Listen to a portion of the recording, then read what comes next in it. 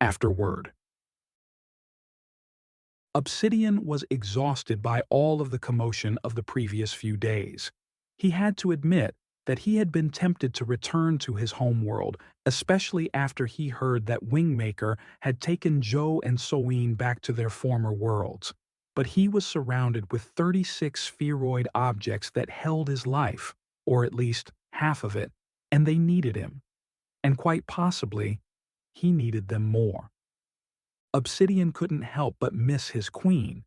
Though she often exhibited an overwhelming arrogance and contempt toward others, Obsidian sensed a deeper layer within her that remained untouched by her madness, a layer he still longed for in moments of solitude. He wandered along the palace corridors, their wide expanse designed to accommodate dragons of his scale, but even so, he had to walk carefully to avoid colliding into the walls. Eventually, he found himself in the chamber where the queen had laid her eggs. There, he settled down and cast his gaze upon the eggs, allowing his eyelids to droop as fatigue overcame him, and he drifted into slumber. In front of him, one of nature's greatest mysteries came forth, a life form struggling like a prisoner within a tiny cell of calcium carbonate. With relentless determination, its prisoner battered against the walls of its confinement until a crack appeared. Sensing a glimmer of hope, the prisoner paused its blind efforts.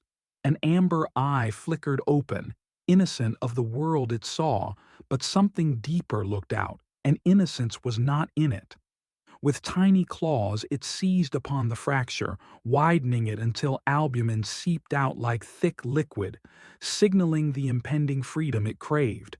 Using its legs as tools of liberation, it pushed against the walls, gradually enlarging the crack until it could lean against it. With a final exertion of force, the egg collapsed, the weight of the prisoner shattering its confines as it emerged into the world, victorious in its quest for freedom. The newly minted dragon, the first to experience freedom, crawled to what it must have assumed to be its mother. It was about the size of Obsidian's smallest claw. It crawled beside him, and then another, and pretty soon there were 35 infant dragons swarming Obsidian. Their collective weight and sound was enough to awaken Obsidian from his deep slumber. He laughed as his new children swarmed around him, treating him like their world of hills and valleys. His spikes rose like towering mountains amidst their playful chaos. With a powerful growl, he gathered them all up, and they instinctively nestled into the folds between his skin and scales, transforming Obsidian into an airship. With his precious cargo secured, he ascended into the sky, initiating his progeny into the art of flight. As they soared, Obsidian marveled at the potential of these young dragons, envisioning the formidable creatures they would one day become. Amidst the joyous commotion, there was one dragon still struggling to emerge from its shell. Unlike the others, it was not pure black, but rather the hue of a pink pearl.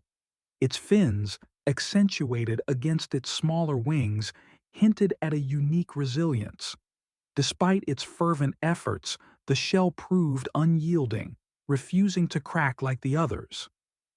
Exhausted from its efforts, the weary prisoner resigned itself to slumber.